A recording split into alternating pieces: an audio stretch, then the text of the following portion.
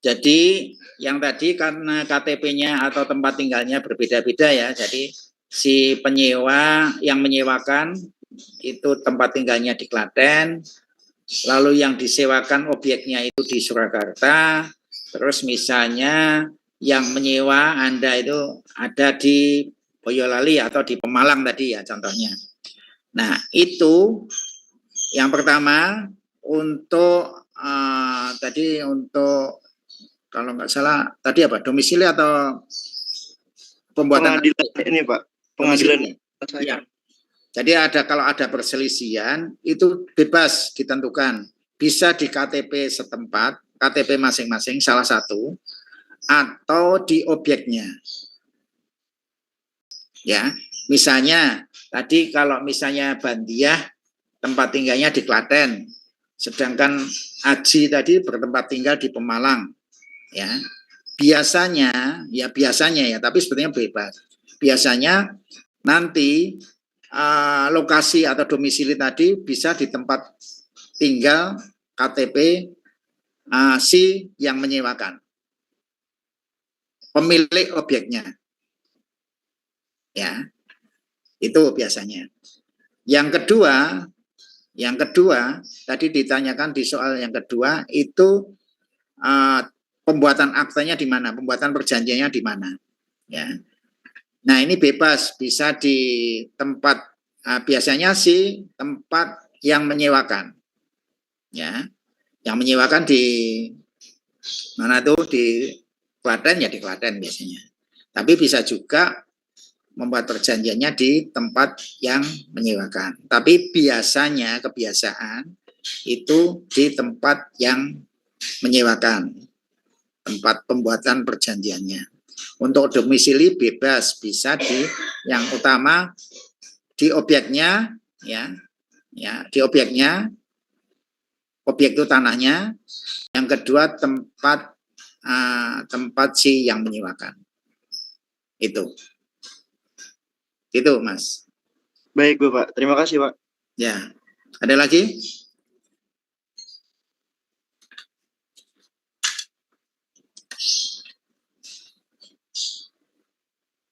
Ayo, siapa? Kalau nggak ada, kita lanjutkan sebentar.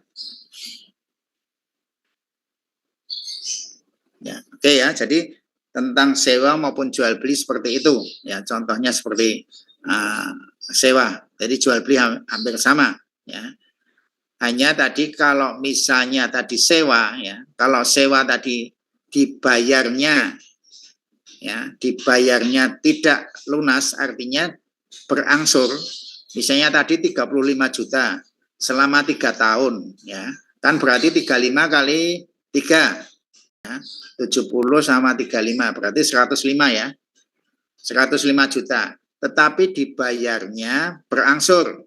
Misalnya pada saat ditandatangani 35, terus nanti 2 bulan kemudian baru lunas. Nah, itu harus ada sanksinya. Ya, ini kan karena lunas kan nggak usah pakai sanksi karena sudah dibayar lunas. Ya. Tapi kalau belum dibayar lunas, termasuk jual beli, ya, sewa menyewa tadi harus ada sanksi jual beli maupun sewa. Ya, sanksinya apa? Ya bisa sanksi tersebut kalau tidak dibayar pada waktunya itu sewa tadi apa? Dianggap tidak ada, gugur, artinya tidak perjanjian tadi dibatalkan. Ya. Nah, terus pembayarannya gimana? Ya sudah, pembayarannya kalau sampai terjadi pada tanggal yang telah disebutkan belum membayar, itu harus perjanjian tadi batal, artinya tidak bisa dilanjutkan lagi. Dan yang menyewa harus keluar, ya.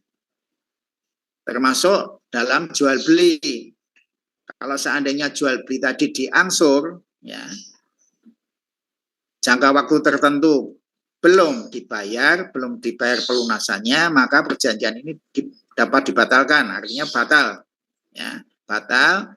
Dan sanksinya selain batal, yaitu pihak penjual mengembalikan sebagian atau seluruhnya, atau pihak penjual tidak mengembalikan uang yang telah diterima. Ya, harus jelas. Ya. Jadi harus ada kesepakatan.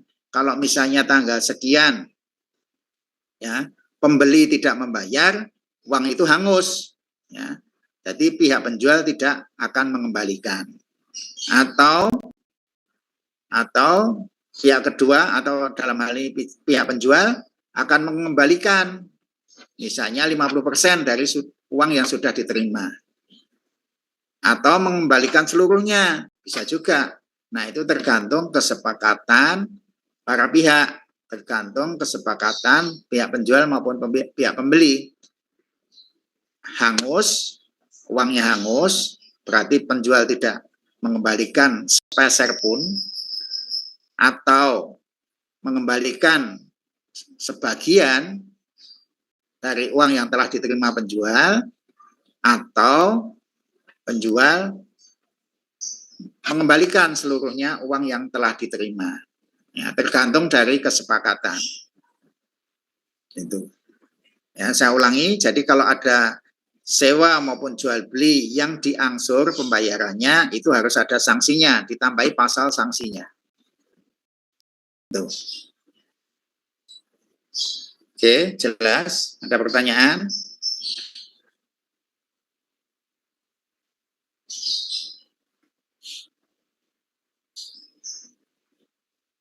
Tidak ada?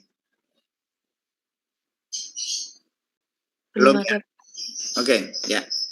Saya lanjut tentang perjanjian kredit atau pengakuan hutang.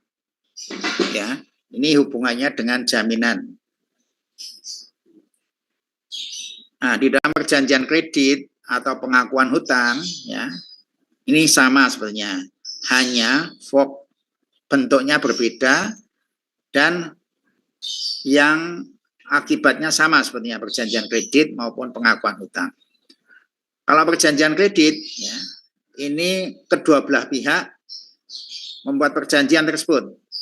Artinya antara pihak pertama dan pihak kedua, ya, ini yang dibuat oleh suatu perjanjian, di mana perjanjian pokoknya, perjanjian kredit itu antara pihak pertama dan pihak kedua saling istilahnya membuat konsensus atau perjanjian atau perikatan, ya. Nah, beda dengan pengakuan hutang, ya. Pengakuan hutang itu kan orang yang mengaku, ya. Berarti sebetulnya hanya satu pihak sebetulnya, ya. Pengakuan itu kan sepihak, ya. Nah, tetapi di dalam akta, di dalam perjanjian, pengakuan hutang ini juga akan melibatkan pihak yang lain, artinya pihak yang memberi pinjaman, ya. Nah, hanya bedanya di situ. Kalau pengakuan hutang ini hanya pihak pertama aja, pihak yang menyatakan, atau salah satu pihak yang menyatakan bahwa saya mengaku berhutang kepada siapa, walaupun pihak yang memberi hutang tersebut tanda tangan juga, ya. Tetapi fokusnya atau titik beratnya itu di pengakuannya dia. Dia mengaku berhutang ke siapa. Nah, tetapi kalau perjanjian kredit ini dua pihak. Pihak pertama pihak pertama memberi hutang, memberi pinjaman, pihak kedua menerima atau dia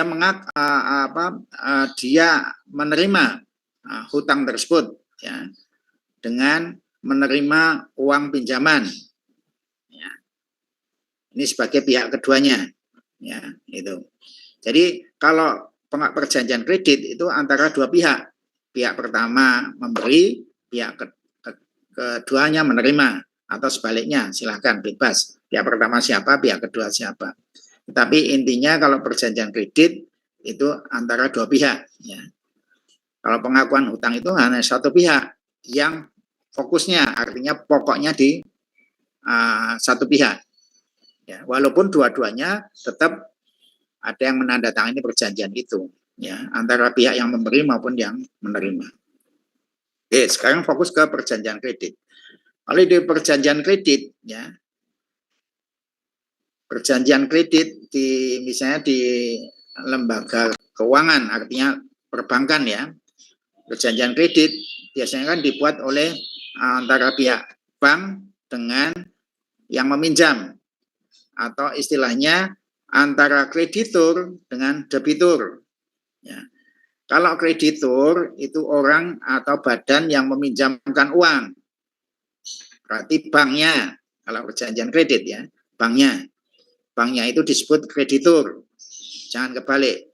Tetapi orang yang meminjam itu disebut debitur. Ya, jadi kreditur dan debitur.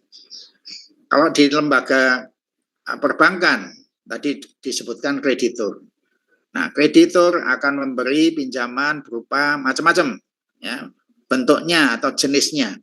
Ya, ada yang namanya KUR, kredit usaha rakyat, ada KPR, kredit pemilikan rumah, ada KMK, ya, kredit modal kerja, ada banyak ya, KI, kredit investasi dan sebagainya. Anda bisa lihat, bisa buka di Google, itu jenis macam-macamnya kredit, bentuknya kredit, ya.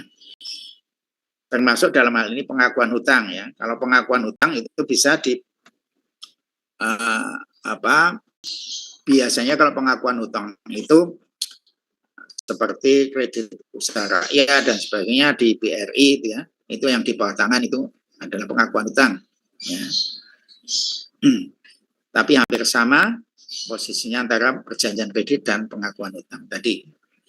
Nah, di dalam pengakuan hutang atau perjanjian kredit itu merupakan perjanjian pokok.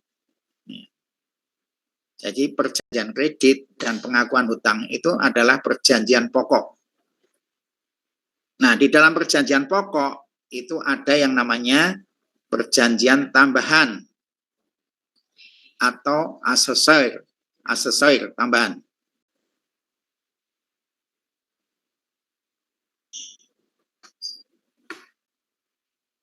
Nah, jadi kalau perjanjian pokok ini pasti di dalamnya ada perjanjian tambahan atau perjanjian asesor.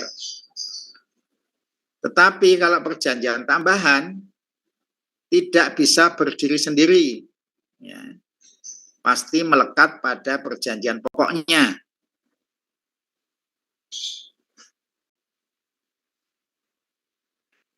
Ya. Jadi perjanjian pokok di dalamnya itu pasti ada tambahan, perjanjian tambahan atau asesor yang di mana perjanjian tambahan ini tidak bisa berdiri sendiri, pasti melekat pada perjanjian pokoknya. Nah, yang dimaksud perjanjian tambahan atau asesor atau tambahan asesor itu adalah berupa jaminan.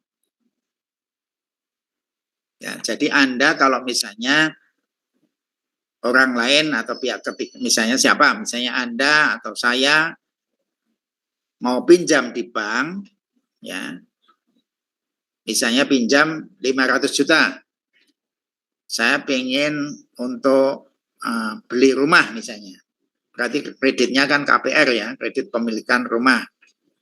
Saya pinjam uang di misalnya di BCA, ya, di BCA saya pinjam untuk jenis fasilitasnya KPR, kredit pemilikan rumah sebesar 500 juta. Nah, perjanjian pokoknya kan perjanjian kredit tadi. Nah, perjanjian tambahannya apa? Ya berarti rumah yang akan saya beli. Ya, rumah yang saya akan beli. Berarti berupa benda tidak bergerak, ya, atau benda tetap.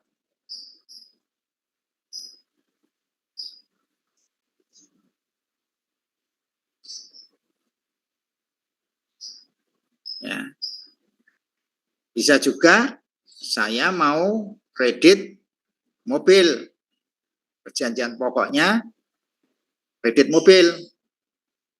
Kalau istilahnya KMP ya, kredit apa? Kredit mobil apa? Berjangka ya. Atau kredit KMK, bukan KMK, kredit mobil. Ada perjanjian kredit ya tentang mobil. Nah, ini perjanjian pokoknya adalah perjanjian kreditnya. Tetapi perjanjian tambahannya ya atau asesornya adalah mobil. Ya. Berarti jaminannya benda bergerak. Ya. Jadi kesimpulannya, jaminan atau perjanjian tambahan atau perjanjian asesor itu ada jaminan yang berupa dua benda, ya, dua objek. Ya. Yang pertama benda bergerak, yang kedua benda tetap, benda tidak bergerak. Ya, tadi disebutkan benda bergerak, misalnya mobil, motor, dan sebagainya. Tapi kalau benda tetap, ya bisa sertifikat, ya, tanah dan bangunan tersebut, HGB, ya, bentuknya HGU, pakai, dan sebagainya. Nah, jadi saya ulang, jadi perjanjian tambahan atau asesor itu ada dua jaminan, yaitu benda bergerak dan benda tetap, benda tidak bergerak. Ya, kalau benda bergerak, misalnya tadi mobil atau motor, ya, itu jaminannya akan diikat dengan namanya fidusia dan mungkin gadai.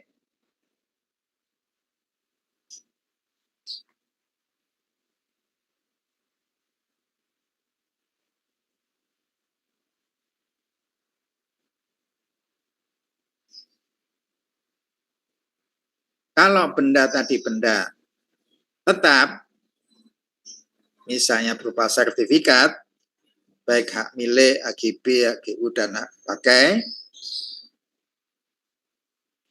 itu diikat dengan namanya APHT,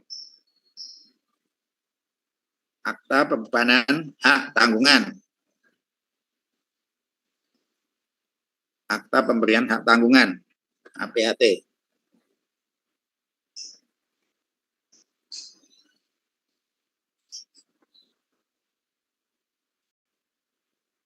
Ya, itu.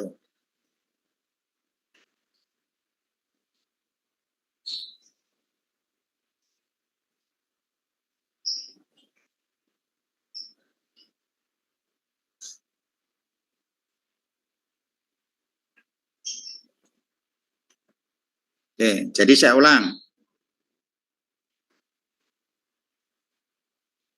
Jadi tadi untuk jaminan itu benda bergerak dan benda tidak bergerak.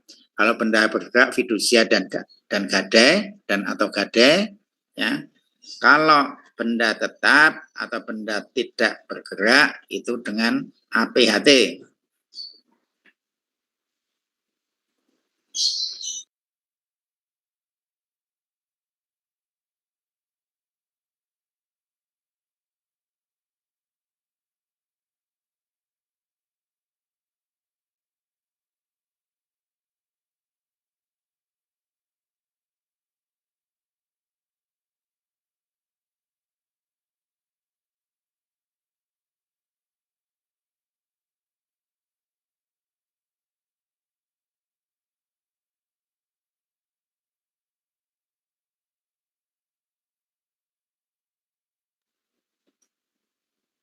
Ya.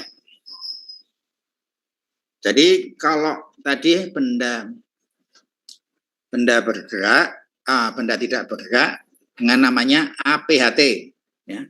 Akta Pemberian Hak Tanggungan, seperti ini ya. Bisa dilihat nih.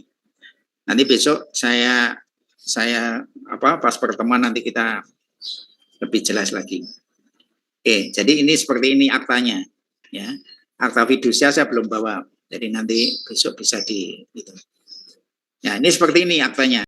Jadi yang dibuat oleh PPAT, ya, pejabat pembuat akte tanah, bukan notaris. Ya. Ya, ini yang buat adalah PPAT. Walaupun saya notaris ya, tapi ini yang membuat adalah PPAT. Jadi yang mengenai tanah kan kemarin sudah saya kemukakan, saya bicarakan. Kalau mengenai tanah itu APHT, termasuk APHT itu adalah pejabat pembuat akte tanah. Ya, tuh contohnya seperti ini. Nah, kalau tadi jaminan atau tambahan, perjanjian tambahan atau asesor tadi berbentuk benda bergerak, yang dibuat aktanya adalah akta fidusia, ya, atau gade, itu dibuat oleh notaris, dibuat di hadapan notaris. Ya, bukan dibuat oleh notaris, tapi dibuat di hadapan notaris. Ya. Bedanya oleh dan di hadapan, kalau oleh itu notaris membuat berita acaranya, oleh, karena notaris yang membuat. Tapi kalau dibuat di hadapan, itu yang membuat adalah para pihak, ya, walaupun nanti yang mengetik adalah notarisnya, tetapi notaris hanya mengkonstatir saja dari apa yang dimaui oleh para pihak. Nah, jadi dibedakan tadi jaminan, kalau jaminan tadi berupa benda bergerak, berarti aktanya adalah akta fidusia atau gade yang dibuat oleh notaris. Ya.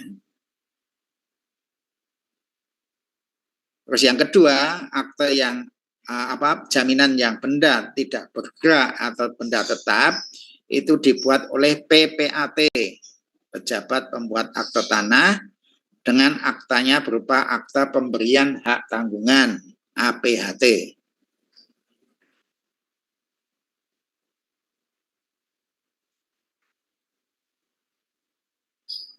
Ya, itu. Nah, mengapa sekarang fokus ke fidusia? Ya. Jadi kalau jaminan tadi berupa fidusia atau gade, itu kalau fidusia itu harus dibuat oleh notaris, ya. Itu di undang-undang harus menyebutkan seperti itu, harus dibuat dengan akta notaris. Ya. Sebentar. J, enten tahu? J, ya, ya.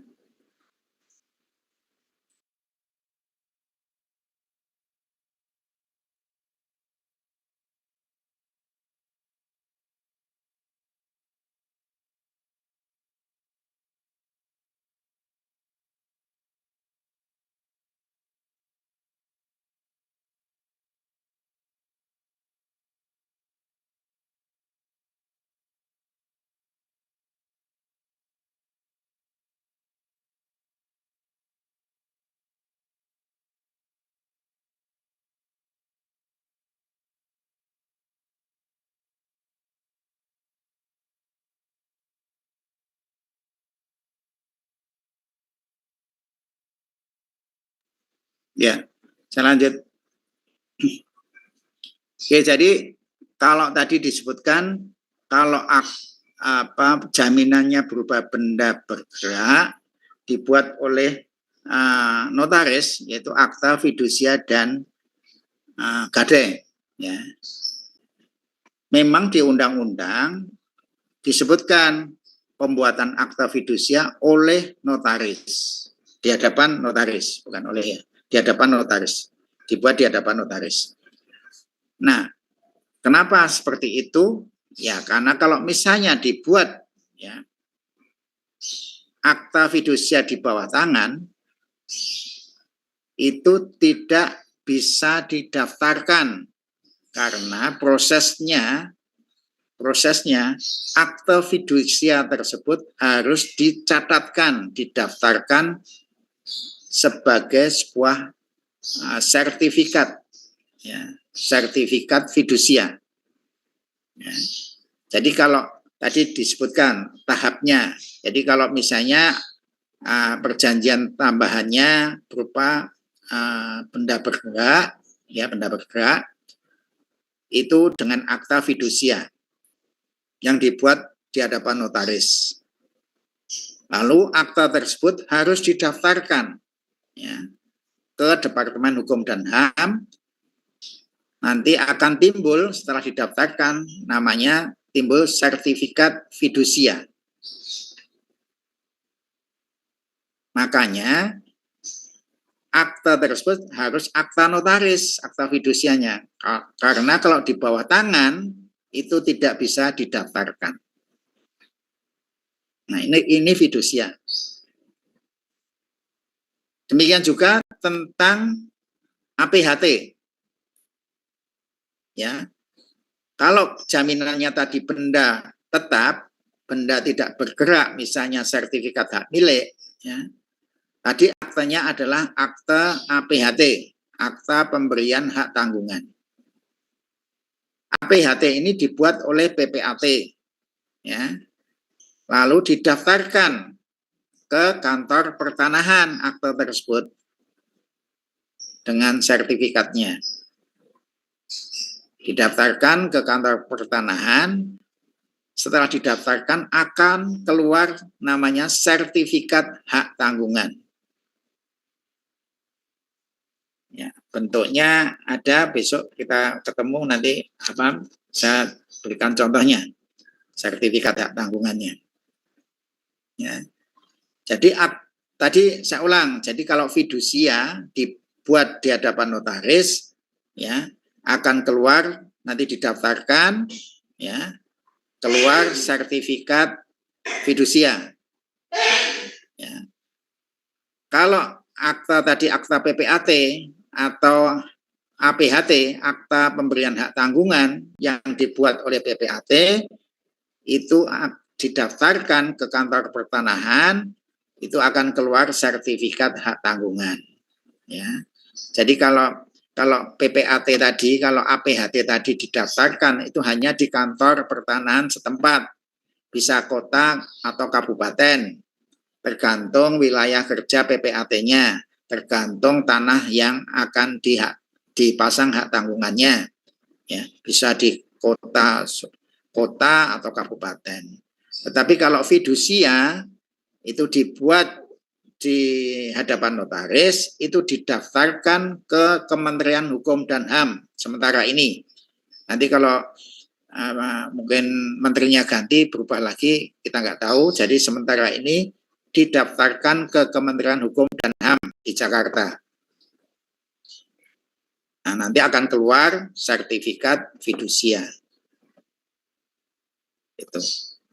Nah, itu sekilas tentang jaminan.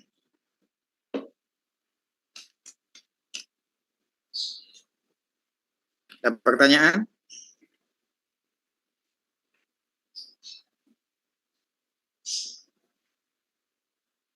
Belum, Pak. Belum ya? Oke. Jadi, kembali ke fidusia. Jadi fidusia ini dibuat tadi di hadapan notaris, ya, dengan akta notaris tentunya, bukan di bawah tangan, ya, tetapi dibuat di hadapan notaris, itu berarti akta notaris. Akta fidusianya nanti setelah dibuat akta, itu harus didaftarkan ke Kementerian Hukum dan HAM RI di Jakarta, ya. Sekarang melalui online semua, ya, jadi melalui online.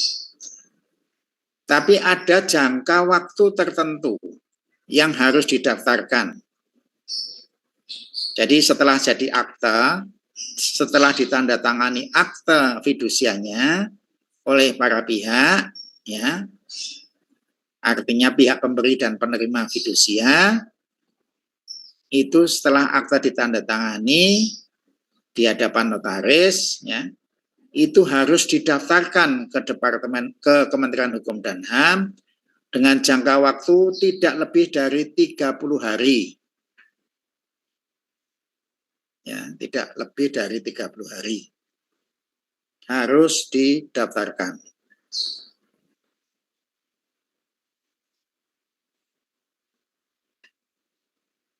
Nah, sekarang kalau jaminan tadi berupa benda tetap, atau dalam hal ini aktenya adalah akte pemberian hak tanggungan atau APHT, setelah ditandatangani, dibuat di hadapan PPAT, itu juga harus didaftarkan ke kantor pertanahan. Bisa kota, bisa kabupaten, di mana letak tanah tersebut, letak sertifikat tersebut, letak objek tersebut di mana, ya. Dengan jangka waktu maksimal 7 hari, ya, setelah dibuat akte pemberian hak tanggungan. Nah, saya ulang, jadi kalau fidusia tadi jangka waktunya 30 hari, ya maksimal 30 hari, itu harus didaftarkan ke Kementerian Hukum dan HAM, ya. Tetapi kalau APHT itu harus didaftarkan maksimal 7 hari, ya. 7 hari setelah dibuat akta pemberian hak tanggungan di kantor pertanahan, bisa kota, bisa kabupaten. Kantor pertanahan itu yang dulu disebut agraria, kalau Anda belum jelas ya. Sekarang menterinya kan Menteri ATR, ya, tata ruang, agraria dan tata ruang, ya. Jadi kalau di kota atau kabupaten itu kantor pertanahan, kalau di pusat namanya Badan Pertanahan Nasional, ya.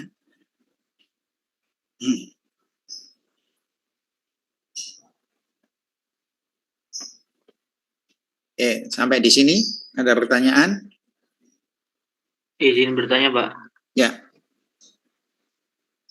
Saya Iltizam ingin bertanya, Pak. Ya. Kalau misalnya perjanjian kredit itu memungkinkan ada pihak ketiga, Pak. Udah itu?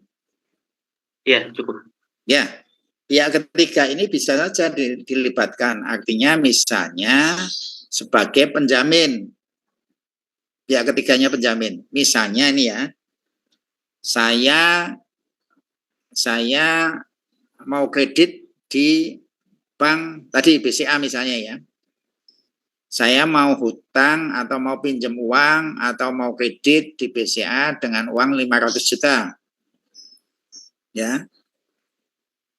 Perjanjian pokoknya adalah perjanjian kredit antara saya dengan bank, ya. Antara debiturnya adalah saya, krediturnya adalah bank, ya. Nah, perjanjian kredit, saya ulang lagi, perjanjian kredit itu kan melibatkan kalau misalnya si debiturnya sudah beristri, ya, harus suami istri ya tanda tangan, ya. Kembali ke perjanjian kawin. Kalau misalnya ada perjanjian kawin yang menyebutkan pisah harta, ya tidak perlu pakai persetujuan suami atau istri. Ya. Tapi kalau di perjanjian kreditnya, ya, perjanjian kredit ini berhubungan dengan hubungan antara suami dan istri. Ya. Kalau perjanjian kredit, suami istri pasti dilibatkan. Ya. Itu antara debitur dan kreditur dulu. Nah, saya pinjam uang di BCA 500 juta. Tetapi saya tidak punya jaminannya yang saya agunkan, yang saya jaminkan. Ya. Saya tidak punya sertifikat, saya tidak punya mobil, saya tidak punya motor, ya, yang memenuhi target atau memenuhi memenuhi hutang tersebut. Ya, misalnya saya cuma mempunyai sepeda motor satu, ya, mobilnya misalnya mobil carry tahun berapa itu, tahun sekian ya, yang di bawah hutang saya harganya, ya kan berarti kan tidak memenuhi target untuk jaminan, karena jaminan saya kan 500 juta, hutang saya kan 500 juta, tetapi jaminan saya kurang dari 500 juta. Kan nggak mungkin dong bank akan memberi kredit sebesar itu kan. Nah, saya misalnya saya punya orang tua saya, ya, orang tua saya punya sertifikat rumah yang nilainya di atas 500 pastinya, ya, misalnya nilainya 750, ditaksir oleh bank 750. Nah, maka orang tua saya akan menjaminkan sertifikat tersebut untuk hutang saya. Ya, jadi pemilik sertifikat yang sebagai jaminan utang saya adalah orang tua saya. Nah, ini disebut sebagai pihak ketiga, orang tua saya. Ya. Jadi tadi disebutkan pihak pertama bisa bank, kreditur, pihak kedua adalah saya sebagai debitur, pihak ketiga sebagai penjaminnya. Gitu.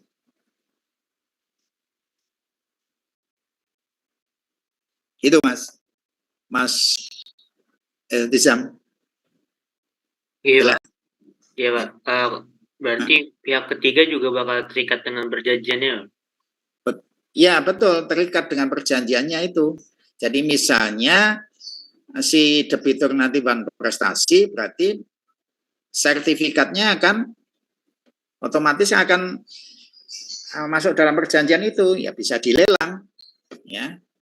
Kalau misalnya si debiturnya prestasi, ya, tidak bisa membayar, otomatis kan pertanggungan jawab ada di pihak ketiga, ya, berupa sertifikat tadi mau diapakan, ya, gitu, untuk melunasi hutang si debitur, hutang saya, ya, itu.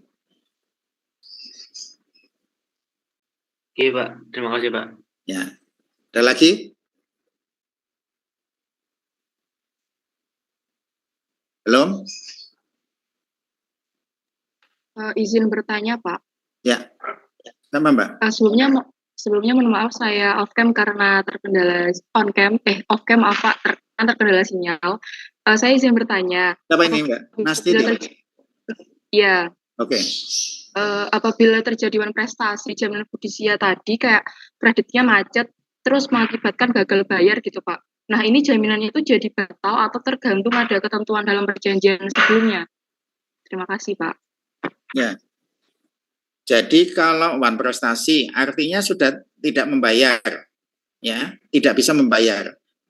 Nah, dengan adanya akte tadi, akte hak tanggungan atau fidusia, ya ini kan bisa dilakukan pelelangan, ya, dengan ada somasi dan sebagainya, pembayaran, misalnya pembayaran jangka waktu sekian tidak bisa membayar, ya, lalu dilakukan lelang secara terbuka, ya, artinya tidak bisa dilakukan langsung jual beli sendiri, ya, harus melalui lelang, ya. Nah, dulu ini contoh saja, dulu kalau bank itu kalau membuat perjanjian kredit dulu dilakukan pasti ada kuasa jualnya, ya. Nah, itu salah, itu nggak boleh itu, ya. Jadi nggak boleh dilakukan kuasa jual, misalnya nanti kalau misalnya bahan prestasi langsung dijual oleh bank, itu nggak boleh, ya. Jadi harus melalui mekanisme tersendiri, makanya dilakukan kalau kalau jaminan tadi benda tetap berarti pakai hak tanggungan, ya, hak tanggungan tadi dilakukan dengan lelang, ya, termasuk nanti fidusia, ya, fidusia nanti kalau prestasi dilakukan lelang yang secara terbuka, bisa melalui pengadilan, bisa melalui KP2LN dan sebagainya, ya, tidak bisa dilakukan langsung dijual, langsung dibeli oleh siapapun. Nah, kecuali kalau ada kesepakatan, ya, itu beda. Tetapi yang intinya pertama harus dilakukan secara lelang dengan terbuka. Itu Mbak. Oke, Pak. Baik, terima kasih, Pak. Ya. Ada lagi?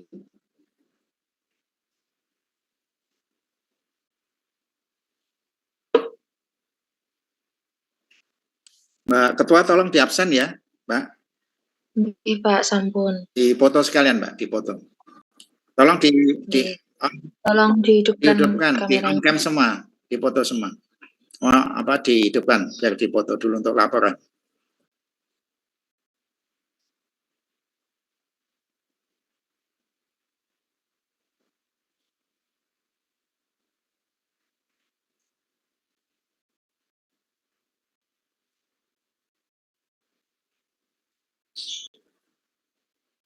Oke, sudah?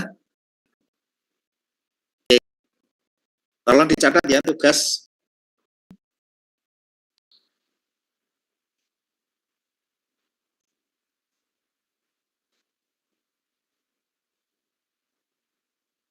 Tolong dicatat tugasnya. Ya.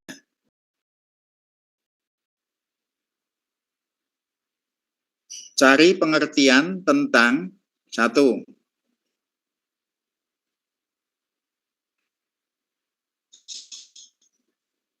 Bunga.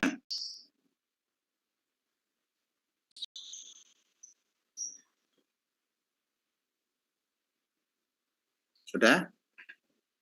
Bunga. Lalu provisi, kedua provisi.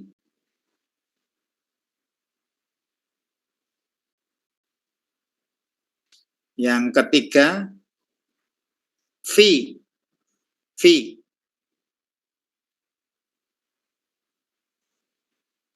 Apa yang ketiga? Fee. FEE. Fee. Fee. FEE. Fanta. Eko. Fee. Ya. Jadi bunga, provisi, fee. Lalu administrasi, ini hubungannya dengan bank ya, dengan perbankan ya. Administrasi.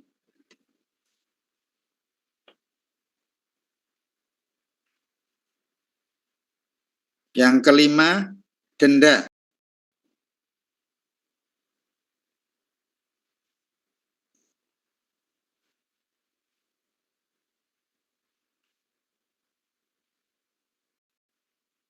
Ya, itu ya.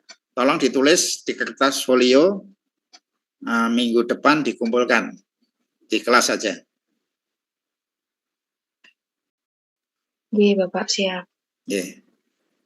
Oke, ada pertanyaan enggak? Kalau enggak, saya akhiri dulu. Saya ada acara. Enggak ada? Belum ya? Oke. Ya.